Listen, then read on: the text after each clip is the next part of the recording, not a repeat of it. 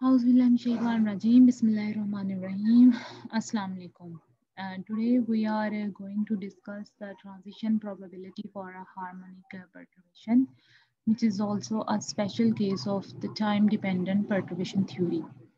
तो previously we have discussed कि किस तरीके से जो है टाइम डिपेंडेंट परटर्बेशन थ्योरी के ज़रिए हम ट्रांजिशन प्रोबेबिलिटीज़ निकाल सकते हैं और इसके प्रीवियस केस में जिसमें हमने कहा था कि परटर्बेशन इज़ कांस्टेंट परटर्बेशन, तो उस केस में क्या होगा ट्रांजिशन रेट और टोटल ट्रांजिशन रेट वो हम निकाल चुके हैं। आज हम देखेंगे कि अगर हमारे पास परटर्बेशन कुछ हार्मोनिक टाइप की है तो क्या होगा। हार्मोनिक टाइप की परटर्बेशन से मुराद क्या है कि आपके पास नेट से कोई इलेक्ट्रॉन है और वो किसी इलेक्ट्रोमैग्नेटिक फील्ड में मौजूद है, तो ये इलेक्ट्रोमैग्नेटिक फील्ड जो है ऑन ऑफ और ऑफ हो रहा है अंडर सम हार्मोनिक टाइम, जैसे एक ख़ास फ्रीक्वेंसी के साथ ये ऑन ऑफ हो रहा है, तो इसके नतीजे में जो परटर्बेशन पैदा होगी उसको हम हार्मोनिक परटर्बेशन कहेंगे। तो ये हमारे पास परटर्बेशन की टर्म थी जी वी वेक्टर के साथ रिप्रेजेंट की हुई, और हम कह रहे हैं कि ये इसकी टाइम डिपेंडेंट टर्म है टी वाली, तो इंडिपेंडेंट वाली वी और वी डैगर है, और साथ में एक्सपोनेंशियल आयोटा ओमेगा टी और माइनस आयोटा ओमेगा टी है, यानी हम ऑन और ऑफ स्टेट में इसको देख रहे हैं। इस किस्म की परटर्बेशन में जब आप ये अप्लाई कर देते हैं किसी सिस्टम को, तो उसके नतीजे में जो इलेक्ट्रॉन्स हैं वो ये खास एनर्जी एब्जॉर्ब करते हैं और किसी हाई स्टेट में चले जाते हैं, और इसी तरीके से किसी हाई स्टेट में से जब किसी इनिशियल स्टेट में आते हैं तो वो सेम काइंड ऑफ एनर्जी को एमिट करते हैं, तो एक स्टेट से दूसरे स्टेट में चले जाते हैं, इसको ट्रांजिशन कहते हैं। तो हम देखते हैं ट्रांजिशन प्रोबेबिलिटी क्या हो सकती है इस किस्म के केस में जिसमें कि जो पार्टिकल है वो किसी लो से हाई स्टेट में या हाई से लो स्टेट में जा रहा है। That will be initial to final state 1/h² psi f v is the simple unperturbed या time independent perturbation, then psi i, और ये हमारे पास आ गया प्लस ओमेगा टी की फॉर्म में हमने लिख दिया। इसी तरीके से वी डैगर वाला इसमें ऐड हो रहा है और यहाँ माइनस ओमेगा की फॉर्म में हम इसको लिखेंगे और सारे का हो गया square. Now PIFT is equal to 1/h² psi f v psi i और होल स्क्वायर, और उसके बाद ये देखिएगा ई iota omega F I plus omega और टी कर दिया। मतलब इसको हमने सॉल्व किया है, तो टी के लिए ये टी आएगा और ज़ीरो के लिए ये 1 हो जाएगा और omega F I plus omega. Similarly 1/h² omega psi F V dagger psi I square, और साथ में ये सारी टर्म आ जाती है। यहाँ पर ये जो टर्म आई है आपके पास exponential iota omega F I plus omega या फिर माइनस ओमेगा की फॉर्म में, और साथ में -1 का स्क्वायर, तो इस सारी के ऊपर हम एक ट्रिग्नोमेट्रिक रिलेशनशिप अप्लाई करते हैं। उस क्वांटिटी में ई आयोटा थीटा -1 का स्क्वायर इक्वल होता है 4 साइन स्क्वायर थीटा/2, मतलब हाफ एंगल में कन्वर्ट हो जाता है।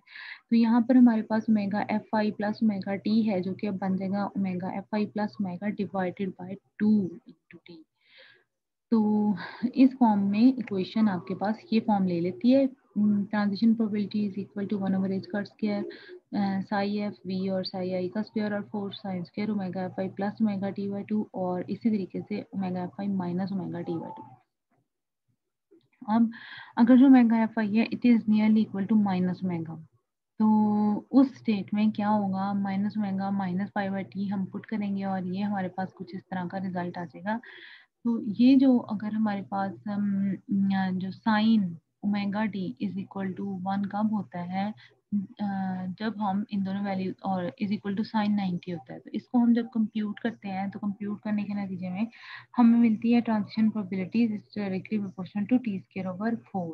कि मतलब टी स्क्वायर ओवर 4 के साथ जो है ये चेंज हो रही है, मतलब जिस टाइम पे ओमेगा की वैल्यू नियरली इक्वल टू 0 है तो ये आपके पास टी स्क्वायर बाय 4 है जो कि मैक्सिमम वैल्यू है, और जैसे जैसे ओमेगा की वैल्यू इंक्रीज होती है ये टी स्क्वायर की वैल्यू डिक्रीज होती रहती है।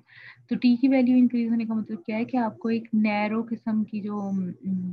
ग्राफ्स हैं वो मिलेंगे, यानी प्रोबेबिलिटी जो है वो कम होती जाती है टी के बढ़ने के साथ साथ एक शार्प पीक मिल जाती है। तो मतलब नेक्स्ट जब आपके पास वैल्यू बढ़ती है ओमेगा की तो टी की वैल्यू कम होती जाती है और आपके पास पीक्स भी ज़्यादा शार्प नहीं रहती। दोनों ही केसेस में कुछ ऐसा ही रिजल्ट हमें मिलता है, चाहे हम देखते हैं कि हमारे पास omega F I plus omega है यानी कोई एनर्जी ऐड हो रही है, या फिर omega F I minus omega है यानी कोई एनर्जी रिलीज हो रही है। In both of the cases हमारे पास सेम ही किस्म का पैटर्न नज़र आ रहा है, जिसमें हमें नज़र आ रहा है कि जैसे जैसे फ्रीक्वेंसी इंक्रीज हो रही है, ओमेगा इंक्रीज हो रही है, तो वैसे ही हमारे पास प्रोबेबिलिटी जो है वो ट्रांजिशनल प्रोबेबिलिटी डिक्रीज होती जा रही है।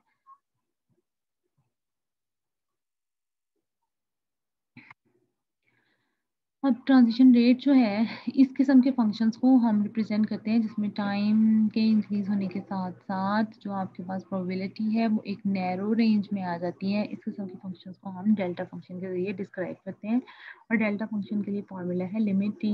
अप्रोचेस टू इन्फिनिटी, यानी टाइम जो बहुत ज़्यादा हो जाता है तो sine square Y T by pi by square T is equal to delta Y. हम यहाँ पर डेल्टा वाई की टर्म में जब इस पूरे रिलेशनशिप को लिखते हैं तो हमारे पास आता है जी this is transition rate gamma i f 2 pi of square, और ये आपके पास साई एफ बी साई आई का स्क्वायर और साथ में आ गया delta E F minus E आई प्लस एच कट ओमेगा, यानी जो हमारे पास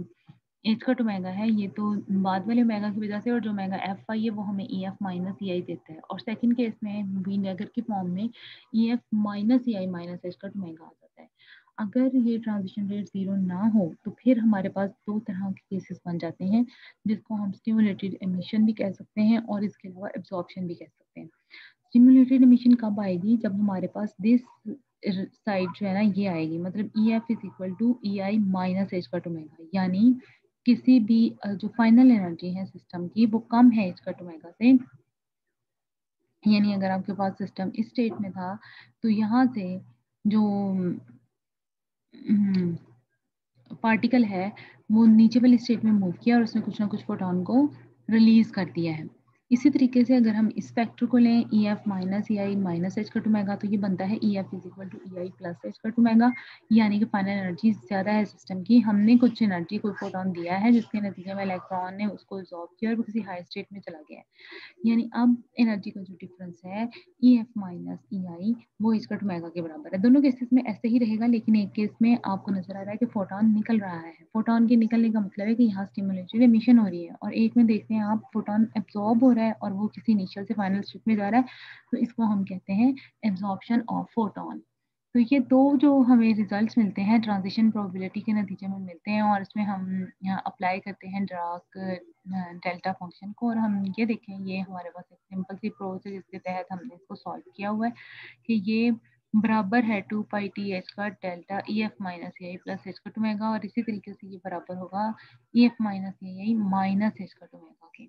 डिपेंडिंग अपॉन कि आपके पास ऊपर वाला जो फंक्शन है sign square omega F I plus omega वाला है या माइनस ओमेगा वाला है। मतलब सिंपली ये जो हार्मोनिक फंक्शन है ये डिपेंड करता है कि अगर आपके पास एक बॉडी है वो लोअर स्टेट में है तो हायर स्टेट में जा रही है, तो कोई ना कोई एब्जॉर्प्शन होगी परटर्बेशन के नतीजे में, और अगर वो हायर से लो में आ रही है तो कोई ना कोई एमिशन होगी परटर्बेशन के नतीजे में। ये आपके पास स्टिमुलेटेड एमिशन या एब्जॉर्प्शन कहलाती है, जो कि वर्किंग प्रिंसिपल है लेजर्स का। इसके नतीजे में जो हमें फोटॉन्स मिलते हैं वो बहुत हाईली फोकस्ड होते हैं, और ये जो ट्रांजिशन प्रोबेबिलिटी है हार्मोनिक फंक्शन वाली वो आपको यही देती है कि बताती है कि किसी भी स्टेट में जाने और आने के नतीजे में एनर्जी देनी भी पड़ सकती है और एनर्जी ली भी जा सकती है। तो यहाँ पर हमारा ये वाला चैप्टर ख़त्म हो जाता है, और अब इंशाल्लाह ताला फ्रॉम नाउ ऑनवर्ड्स हम सिस्टम ऑफ पार्टिकल वाला चैप्टर जो है वो स्टार्ट करेंगे।